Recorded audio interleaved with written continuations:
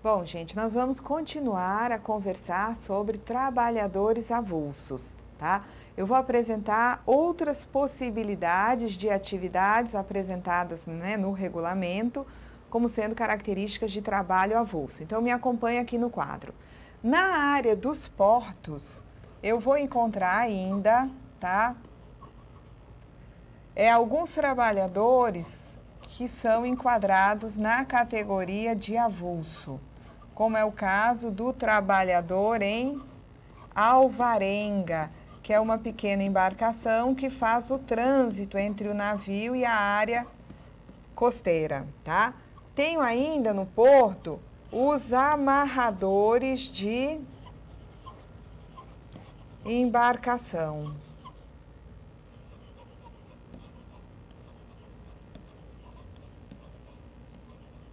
Tá? Temos ainda no porto, tá? Os trabalhadores que trabalham na condição de guindasteiros. Tenho também carregadores de bagagem.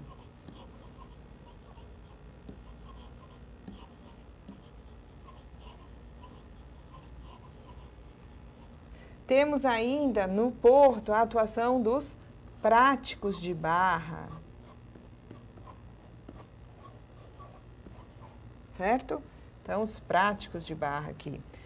Temos fora do porto, tá? Na condição de não portuários aqui.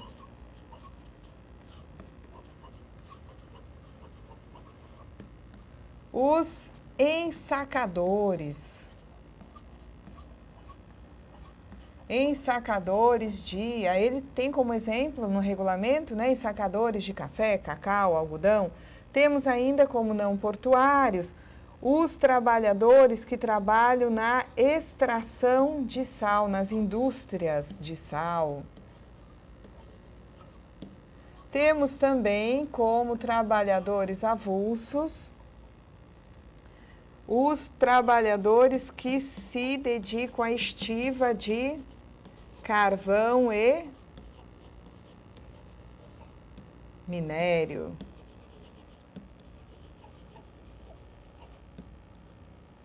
Ok? Então, também são trabalhadores avulsos. Em alguns portos, os práticos se organizaram em associações e eles têm, né, uma sistemática de prestação de serviço que é diversa dos trabalhadores avulsos, tá? Eles prestam serviço através das associações de práticos, ok? Tá? E aí eles seriam, né, existem pareceres nesse sentido, que eles seriam enquadrados também nessas situações como contribuintes individuais.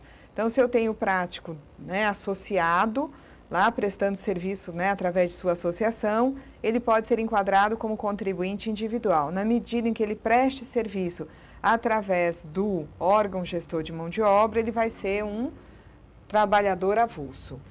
Vamos falar agora da atividade de praticagem, tá? A praticagem é um conjunto de atividades profissionais de assessoria ao comandante da embarcação, realizadas essas atividades com o propósito de garantir segurança da navegação ao longo de trecho das costas, barras, portos, canais, lagos ou rios, onde ocorram peculiaridades locais ou regionais que dificultem a livre e segura movimentação das embarcações. Então, o prático é aquele profissional, tá, que presta assessoria ao comandante da embarcação para que a embarcação ela chegue, né, a salvo, né, em segurança ao porto, ok? Então, o prático seria também, em algumas situações, uma possibilidade aí de avulso. Vamos ver mais algumas informações sobre o trabalhador avulso. Eu vou mostrar agora para vocês como é a prestação de serviço. Quando eu tenho, tá, atividade no porto, eu vou ter como contratante o chamado operador portuário. Então, é uma empresa que trabalha com carga e descarga de navios. Poderia ser também um titular de instalação de uso privativo. Esse operador portuário, ele requisita mão de obra avulsa ao órgão gestor de mão de obra. O órgão gestor escala avulsos avulsos portuários que virão prestar serviço a esse operador. Prestado o serviço, o operador portuário repassa ao ógimo a remuneração dos trabalhadores avulsos e o ógimo remunera os avulsos. O prazo para que essa remuneração seja repassada é de 24 horas, salvo convenção entre sindicatos de operadores de trabalhadores que disponha de forma diferente, tá? Muito bem. Agora eu vou colocar aqui em vermelho como é que funciona a parte das contribuições previdenciárias. O operador portuário, ele tem que desembolsar a contribuição de 20%, o SAT, GILRAT, né, o Seguro contra Acidente de Trabalho, que aqui no caso de avulsos portuários é 3%, tá? Se houvesse exposição a agente nocivo, teria o adicional ao SAT e também as contribuições destinadas a terceiros. Esse conjunto aqui de encargos é repassado ao ógimo, que vai se encarregar de efetivar o recolhimento. O ógimo recebe isso e joga numa guia da Previdência Social, de acordo? Tá? Que vai ser quitada no dia 20 do mês subsequente a esse, né, esse pagamento aí de remuneração. Na verdade, no mês subsequente ao da prestação do serviço, tá?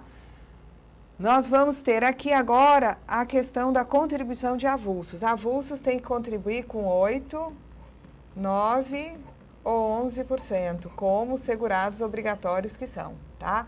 O ógimo vai providenciar o desconto na hora que paga a remuneração. O ógimo providencia o desconto aqui, desses 8, 9 ou 11, e traz esses 8, 9 ou 11 para a guia da Previdência, recolhendo, tá, tanto as contribuições do operador portuário, que tomou os serviços, quanto a contribuição dos trabalhadores. Essa remuneração aqui, eu vou mostrar na próxima tela o seguinte: essa remuneração que é repassada pelo operador ao órgão gestor de mão de obra, ela é composta, tá, pelo montante de mão de obra, por um percentual que deve corresponder a 1/12 do montante de mão de obra, que diz respeito ao 13º que é devido ao trabalhador avulso. E também férias vão ser pagas dentro desse valor da remuneração, tá, que é repassada pelo operador ao órgão gestor. As férias corresponderão a 1/12 da MMO mais 1/3, tá, desse 1/12 sobre a MMO. Ok? Então, na verdade, a cada serviço prestado pelo trabalhador avulso, o operador repassará ao ógimo a remuneração composta desses 3 itens. Isso aqui corresponde a tudo que é devido, tendo em vista o serviço prestado, tá? Aqui é a parte referente a 13º, proporcionalmente a MMO, o valor calculado proporcionalmente, e aqui é o valor das férias, que corresponde a 1/12 do montante aí de mão de obra, acrescido de 1/3 do seu valor aí, ok? Então, vamos ver agora como funciona, no caso, a prestação dos serviços do avulso não portuário. Eu tenho aqui uma empresa, poderia ser, por exemplo, uma indústria de sal, um grande atacadista, que eu vou denominar de tomador de serviços. Tomador de serviços requisita ao sindicato, tá, dos trabalhadores da indústria de sal, mão de obra avulsa. O sindicato escala os trabalhadores avulsos que virão prestar serviço ao tomador. O tomador repassa a remuneração ao sindicato e o sindicato remunera os trabalhadores avulsos, tá? Agora, além da remuneração, há que se pensar na parte de contribuições previdenciárias incidentes sobre essa remuneração. No caso aqui, o tomador de serviços tem que pagar 20%, o SAT, que poderá ser de 1, 2 ou 3%, e também terceiros, tá? O que vai acontecer? Você vai ter isso tudo aplicado sobre a remuneração, mas isso aqui não vai ser repassado ao sindicato. Isso aqui vai ser jogado numa guia da Previdência pelo próprio tomador, ok? Não é repassado ao sindicato para que o sindicato faça essa guia. Por sua vez, avulsos devem contribuir com 8, 9 ou 11% sobre a remuneração. Só que isso aqui já é descontado aqui. Quando o tomador vai passar a remuneração para o sindicato, ele já se ocupa de descontar o 8, 9 ou 11, e esse 8, 9 ou 11, ele é recolhido, o tomador aqui vai pegar isso e jogar na guia. Ok? Então, tanto a parte patronal quanto a parte do desconto de 8, 9 ou 11 sobre a remuneração dos trabalhadores avulsos vai ser recolhido pelo tomador de serviços. Então, o tomador, quando vai pagar essa remuneração, ele já se ocupa de deduzir aqui a contribuição devida pelo trabalhador. Contribuição é essa que vai para a guia da Previdência aqui. Tá? De modo que sindicato não se ocupa de fazer guia tendo em vista essa prestação dos serviços. De modo que eu posso afirmar que esse tomador de serviço, quando repassa a remuneração para o sindicato, já é a remuneração descontada, a remuneração líquida, efetuados os descontos das contribuições previdenciárias. Então, minha gente, essas aulas serviram para a gente dar assim, uma abordada geral no assunto trabalhadores avulsos. Se costuma encontrar em prova cobrança de avulsos, tanto no que diz respeito à definição de quem é o trabalhador avulso, já chegou a cair em prova a apresentação que a lei dá do trabalhador avulso, dizendo que é aquele que presta serviço sem vínculo empregatício a uma ou mais empresas, conforme definido em regulamento, de uma forma muito solta. Os alunos que sempre estudam pelo regulamento e que sempre estão batendo, que trabalho de avulso tem que ter intermediação do sindicato ou do órgão gestor, tomaram um susto com aquela apresentação conforme o texto da lei, tá? Mas, de fato, a lei apresenta assim, tá? De forma bem solta. Porque às vezes você pensa assim, poxa, quem presta serviço a uma ou mais empresas sem vínculo empregatício, não pode ser também um contribuinte individual? Pode. Só que você tem que lembrar que no caso do contribuinte individual, ele vai ser apresentado como sendo aquele que presta serviço de natureza eventual a uma ou mais empresas. No caso do avulso, a lei diz que ele presta serviço sem vínculo empregatício a uma ou mais empresas. A lei nem diz que é uma prestação de serviço eventual para o avulso. Até porque o avulso não fosse a intermediação do sindicato ou do órgão gestor de mão de obra, deveria ser enquadrado como um empregado. Por exemplo, se eu tenho um avulso que ele fica à disposição de um tomador, de um operador portuário, de forma permanente, prestando serviço direto para aquele operador, sem a intermediação do órgão ou do sindicato, eu vou ter aquele indivíduo enquadrado não como avulso, e sim como segurado e empregado. Se uma empresa resolve que vai contratar alguém para trabalhar em capatazia e não passa, né, pelo intermediário, pelo órgão, o que vai acontecer? Aquele indivíduo vai ser empregado daquela empresa, tá certo? Então, o avulso precisa ter a intermediação do sindicato ou do órgão gestor. Então, provavelmente, é essa situação que vai ser cobrada de vocês na prova. Trabalhador avulso, sindicalizado ou não, é aquele que presta serviço a uma ou mais empresas com a intermediação obrigatória do órgão ou do sindicato, tá?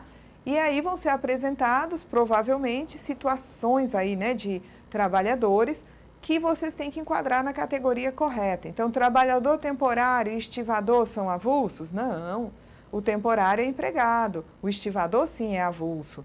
Então, você tem que lembrar dessas denominações particulares, né, das atividades: estiva, capatazia, conserto de carga, conferência, serviço de bloco, vigilância portuária. Aí temos também amarrador de embarcação, guindasteiro, classificador também, a gente não colocou ali no quadro, mas também é um tipo de avulso. Quem trabalha também estiva de carvão e minério, também quem trabalha, né, com a parte de arrumação de cargos, ensacadores ou arrumadores, são trabalhadores avulsos. Então, por enquanto, ficamos até aqui. Na próxima aula, vamos conversar um pouquinho sobre o empregado doméstico. Até lá!